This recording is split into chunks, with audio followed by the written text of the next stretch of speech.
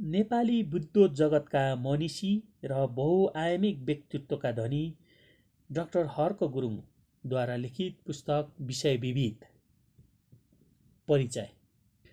गर्भमै भूगोल लिएर लमजुङको तराचे गाउँमा सन् 1939मा ठुलाको जन्म हुन्छ। देब्रे पैतालामा कोठी, शिरमा अल्टिमिटर उचाइ नाप्ने यन्त्र अनि आँखामा कम्पास दिशा छुट्याउने यन्त्र जडेर सृष्टिकर्ताले ठुलाले एक फिरन्तेका रूपमा छाडिदिन्छ देश देशान्तर चाहर्नका निम्ति। हजारौं कोस हिँडिसक्दा पनि पैतालाको कोठी खिँदैन। आकाशमै उड्दा पनि पर्वतको उचाइ नापेरै छाड्छन्। सपनामा कुद्दा पनि उत्तर दक्षिणको यान्त्रिक निर्णयमा उनी चुक्दैनन्।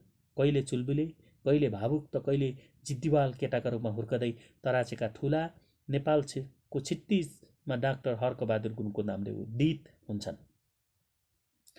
डाक्टर गुरुङका यात्रा र संस्मरणहरू, अन्तरङ्ग र स्पन्दनहरू, उनका दृष्टि र विचारहरू, जीवनका भोगाई र अनुभवहरू विभिन्न लेख, आलेख, निबन्ध र प्रवचनका रूपमा विभिन्न पत्रपत्रिका तथा पुस्तकहरूमा प्रकाशित छन्।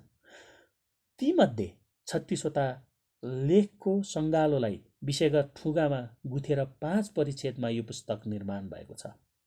सन् 1960 देखि सन् 2005 भित्र लिपिबद्ध गरेका यी लेखहरू कुनै 45 वर्ष पुराना छन् भने कुनै भर्खरका आलै। यसो हुँदा सुरुका लेखहरू वर्णन प्रधान भएर वस्तुपरक भूगोलको पकडमा जगिदिएको पाउँछौँ भने लेखेका लेखहरू राष्ट्रिय समस्याका मूल जराहरू खोतलेर समाधानका बाटाहरू पलाउने चेष्टामा केन्द्रित छन्। तर नयाँ पुराना सबै लेखहरूमा काव्यात्मक र स्वादका साथै आधिकारिक तथ्याङ्क पनि उत्तिकै सुलभ छन्। सम्वत 2063 को आश्विन 7 गते बिहान 10 बजे विषय विविधको पाण्डुलिपिका केही लेख पढेपछि माथिका पंक्ति कोरेको थिएँ। जौका जमारा राखेर भवानी देवीको पूजापछि सो पाण्डुलिपि लिएर बसेको थिएँ। सिमसिम पानी परिरहेकै थियो। आकाश उज्यालो थिएन। पाण्डुलिपिको पहिलो लेख आत्मव्यथा सपनाको आकाशमा उडेको प्रसङ्गबाट सुरु हुन्छ। त्यो लेख पढ्दा पढ्दै म एकछिन निदाएँ। त्यसपछि बिउजेको मात्र थिएँ। टेलिफोन बज्यो। खबर पाएँ डाक्टर हर्क गुरुङ लगायत 20 यात्री र 4 जना चालक दल रहेको हेलिकप्टर कञ्चनजङ्घा क्षेत्रमा हराइरहेछ। डाक्टर गुरुङको सपनामा म हराउने र मेरो विपनामा उता डाक्टर गुरुङ स्वयं हराउने कत्रो विडम्बना। त्यसपछिका घटनाक्रमले मलाई यस पुस्तकका बारेमा केही लेख्न दिएन। कोठी भएको पैताला, अल्टिमिटर जडिएको शिर र कम्पास खेल्ने आँखा, छेद विच्छेद भएको त्यस दुर्घटनाले देशै संसारै विहल बनायो। डाक्टर गुरुङको यस पुस्तकको शीर्षक छ विषय विविध। विषयगत विविधतामा जत्तिकै फाटो भए पनि तिनलाई भूगोल विधाले एक सूत्रमा बाँधेको छ। राष्ट्रप्रति प्रेमको गुरुत्वबाट सबै विषयहरू प्रभावित छन्। यहाँ प्रस्तुत 36 लेखहरूमध्ये पहिलो गुच्छाको पहिलो थुङ्गा आत्मव्यथा बढी भावनात्मक र अलि अमूर्त भएकाले यस सङ्ग्रहमा नअटाउने पो हो कि भन्ने लागेको थियो। तर सबै लेखहरू पढिसकेपछि लाग्यो बाँकी 35 लेख पो त्यसभित्र अटाएका रहेछन्।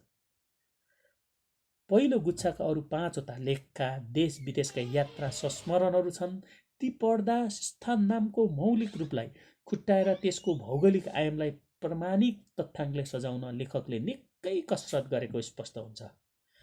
इटलीको रोम होस् वा नेपालको रारा यत्री, अर्थात् लेखकले प्रत्येक ठाउँको इतिहास, कला, साहित्य, संस्कृतिको रसमा डुबुल्की मारेको रसिलो वर्णन पढ्न पाइन्छ।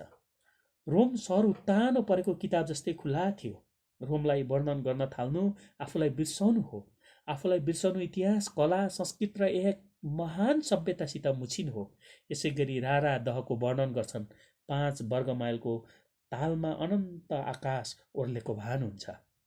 पुस्तकको दोस्रो गुच्छामा 5वटा लेख समेटिएका छन्।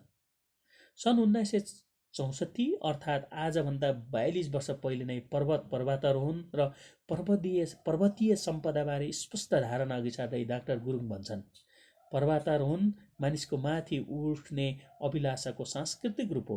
हाम्रो देशलाई राम्रोसित चिन्यो भने नेपालीले पनि पर्वतारोहण अपनाउनु परेको छ। पर्वतहरूको भौगोलिक तथ्य, विशेष गरेर स्थान नामको मौलिकता र शुद्धता अनि तिनको एकिन उचाइ, पर्वतारोहणको ऐतिहासिक यथार्थ, र पर्वतारोहीहरूको वस्तुनिष्ठ चिनारी यो दोस्रो गुच्छा भरि गुथिएका छन्। पर्वत तथा पर्वतारोहणबारे प्रमाणिक सत्य र स्थापित तथ्य खोज्न यी लेखहरू निकै सहायक हुन्छन् भन्ने मेरो विश्वास छ। नेपालको विशेष चिनारीको रूपमा स्थापित माछापुच्छ्रे शिखर कुन परिपन्धमा कसरी निषेधित चुली बनाइयो भन्ने गुह्य कुराहरू केलाएका छन् अनि यस शिखर आरोहणका लागि खेलिनुपर्ने दह्रो धारणालाई ठाउँ ठाउँमा दोहोऱ्याएर पढ्न पाउँछौँ।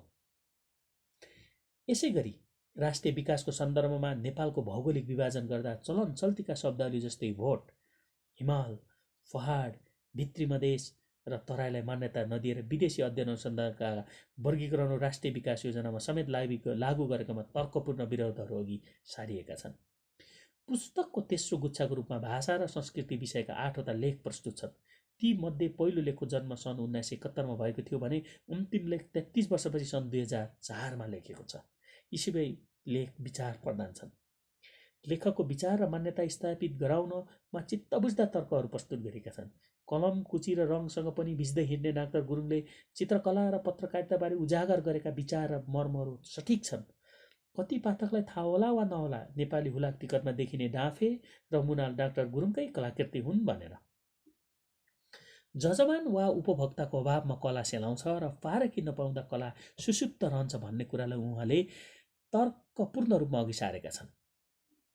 नेपालको जातीय विशेषता र राष्ट्रिय अखण्डताको सवालमा प्राप्त खोज र विश्लेषण नभएको तथ्यलाई गुरुङ समुदायको एक जागृत व्यक्तित्वले अत्यन्त स्वाभाविक ढङ्गमा स्वीकारेका छन्। देशका विभिन्न भाषाभाषीहरू संस्कृत र नेपाली भाषाको प्रभुत्वमा परेर अपेक्षाअनुरूप विकसित हुन नसकेको प्रसङ्ग पनि उठाइएको छ। जनगणनाको तथ्याङ्कलाई भाषागत विश्लेषणको वास्तविकताभित्र व्याख्या गरेर लोकतान्त्रिक नेपालका लागि महत्त्वपूर्ण सामग्रीहरू अघि सारेका छन्। भाषा त धर्म अनि तिनले ओगटेको भौगोलिक क्षेत्रबारे व्यापक अध्ययन गरेर लेखकले आफ्नो धारणा बनाएको यसै छर्लङ्ग हुन्छ। भाषा, भूगोल, जनसङ्ख्या र जनजातिका विषयमा आधारभूत सामग्रीका खजानाको रूपमा यो पुस्तक बहुमूल्य रहनेछ भन्ने कुरामा शङ्का गरिरहनु पर्ने छैन। पुस्तकको चौथो गुच्छाले विकास र वातावरण विषयलाई अँगालेको छ। पैताला खिएर सम्पूर्ण नेपाल घुमेको र विभिन्न क्षेत्रमा गएर नेपालीका पिँढीमा रात बिताएको अनुभवले गर्दा उनको क्षेत्रीय विकासको अवधारणा पलाउनलाई स्वाभाविक मान्नु पर्दछ। तराईदेखि भोजसम्मको बदलिदो विविधता आफैमा पृथक एकाइ होइनन्, बरु एकअर्का परिपूरक हुन् भन्ने सोचलाई अर्थव्यवस्थाको कडीमा जोडिनुपर्ने तर्कको सान्दर्भिकता यस किताबमा प्रष्टसँग पढ्न पाइन्छ। कुनै पनि साङ्लोको शक्ति यथार्थता त्यसमा रहेको सबभन्दा कमजोर कडीले निर्धारण गर्छ। साङ्लोको चुडाइ त्यसबाटै सुरु हुन्छ। त्यसैले दुर्गम, विकट र पिछडिएका क्षेत्रलाई सशक्त बनाउन विकासको प्राथमिकता तोकिनुपर्छ भन्ने कुराको पैरवी गर्नमा डाक्टर गुरुङ कहिल्यै चुकेनन्। नेपालीहरूको विदेशिने बाध्यतालाई सन् 1988 को लेख मुगलानको बाटोले प्रस्ताएको छ। खोरिया खन्न बाध्य केटाकेटीहरू आज कोरिया, मलेसिया र मध्यपूर्व लगायत अनेकौं विदेशी भूमिमा रगत पसिना बगाउँदै तिनको तथ्याङ्क विकास योजनाका लागि महत्त्वपूर्ण हुन्छ भन्ने कुरा स्पष्ट पारिएको छ। विकास र वातावरणको अन्योन्यक्षेत्री सम्बन्धलाई जोड्ने नदी कडीका रूपमा मानव क्रियाकलापको भूमिकालाई अग्रस्थानमा राखिनुपर्ने विचारहरू प्राय सबै लेखमा पाइन्छन्। काठमाडौँको भविष्य एवं पोखराको पर्यटन विकास जस्ता स्थान विशेषमा केन्द्रित लेखहरूमा त्यहाँका इतिहासलाई कोट्याएर भूगोल ओछ्याउन र भविष्य पहिलाउनको लागि व्यक्त विचारहरू रोचक तर मार्मिक ढङ्गबाट प्रस्तुत छन्। वातावरणबारे केही प्रचलित सोचाइ मिथ्या र गलत छन् भन्ने डाक्टर हर्कबहादुर गुरुङका हथहरूमध्ये क. प्रकृति मानव सन्तुलनमा होइन एकअर्काको अधिपत्यमा बस्दछन्।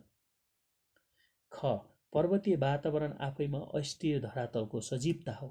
पर्वतहरू कमल हो, फ्रेजाइल होइन, यी चलायमान डाइनामिक हुन्छन्। ग. भुसाइको मूल कारण वन विनाश होइनन्, धरातलको भिरालोपनले यसमा प्रमुख भूमिका खेल्ने गर्दछ। ख. गाउँलेहरू गरिब र अनभिज्ञ छैनन्, उनीहरू आफ्नो वातावरणका सूक्ष्म ज्ञाता छन्, तरी परिपन्धले उनीहरू पेलिएका हुन्छन्। र ङ. विकासबाट वातावरण क्षति हुने होइन, बरु विकास बिना वातावरण जगेर्ना सम्भव छैन भन्ने बुदाहरू मनन योग्य छन्। पुस्तकको 5औं गुच्छा राजनीति र राष्ट्रियतातर्फ मोडिएको छ। यस सन्दर्भमा पञ्चायत स्मारिका सन् 1986 का लागि लेखेको लेख नेपाल अधिराज्यको बनौटको ले एक विरङ्गम ऐतिहासिक पृष्ठभूमि र आधारभूत भौगोलिक यथार्थ पस्किएको छ। नेपाल र भारतको सहअस्तित्व कायम राख्न लागि आफ्नो अस्तित्वको जगेर्ना पहिले हुनुपर्छ भन्ने धारणालाई स्पष्ट अघि सार्दै सिमानामा मानिसको ओहोरदोहोरको व्यवस्थापन, आर्थिक अवसर, कार्य अनुमति र राष्ट्रिय व्यवहार, नागरिक सर जस्ता गाँठी कुरामा चुक्नु हुँदैन भन्ने सन्देश सबल रूपमा प्रस्तुत छ। उनी भन्छन्, यी विषयहरू एउटै चुल्ठाको 3 डोरी मात्र होइनन्, वास्तवमा क्रमशः गहिरिएको चक्रव्यूह हो। यसै गरी अगाडि लेख्छन्, दुई देशबीचको अन्तर्राष्ट्रिय सिमाना मानचित्रको बुट्टा मात्र होइन, सम्बन्धित राष्ट्रहरूको राजनीतिक, आर्थिक र वित्तीय दोसाध हो। कुनै पनि स्वाभिमानी नेपाली यो परिचय गहिरिएर पढ्नु आवश्यक छ। यसमा उठाइएका समसामयिक राजनीतिक मुद्दाहरू जस्तै अल्पसंख्यक अधिकार, सामाजिक न्याय र नागरिक हक, समावेशी प्रजातन्त्र आदि कुराका पक्षधर हुँदै अन्तमा समतामूलक संविधान निर्माण गर्नका लागि व्यापक जनसमर्थन चाहिन्छ र त्यो विधि संविधान सभा हो भन्ने डाक्टर गुरुङ देशको व्यवस्थालाई आफ्नो निजी व्यथा बताउँदै आफ्ना भनाइ टुङ्ग्याउँछन्। डाक्टर हर्क गुरुङको जीवनयात्रा लमजुङबाट प्रारम्भ भएर ताप्लेजुङको फलेमा हेलिकप्टर दुर्घटनामा समाप्त हुन्छ। तराचेदेखि ताप्लेजुङको फले डाँडासम्मको 67 वर्षको जीवन फिरन्ते पंक्षी वर्ड अफ प्यासेजको वास्तविकतामा बाँचिरहेको यथार्थ यो लेख सङ्गालोमा साकार छ। नेपाल भूमि र त्यसको माटोसँगको उनको साक्षात्कारलाई सविस्तार वर्णन गर्ने भिनेट अफ नेपाल नामक पुस्तकको प्रारम्भिक लेख यस सङ्गालोमा समावेश गरिनु एक मार्मिक सन्दर्भ बन्न पुगेको छ। यस्तो अमूल्य पुस्तकका बारेमा आफ्नो भनाइ व्यक्त गर्ने अवसर प्रदान गर्नुहुने श्री वसन्त थापाप्रति म ज्यादै आभारी छु।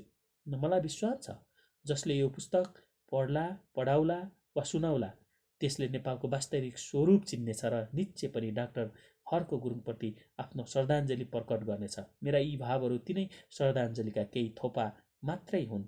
डाक्टर तीर्थबहादुर श्रेष्ठ, आजीवन सदस्य, नेपाल प्रज्ञा प्रतिष्ठान, 2063 साल कार्तिक 22 गते बुधबार।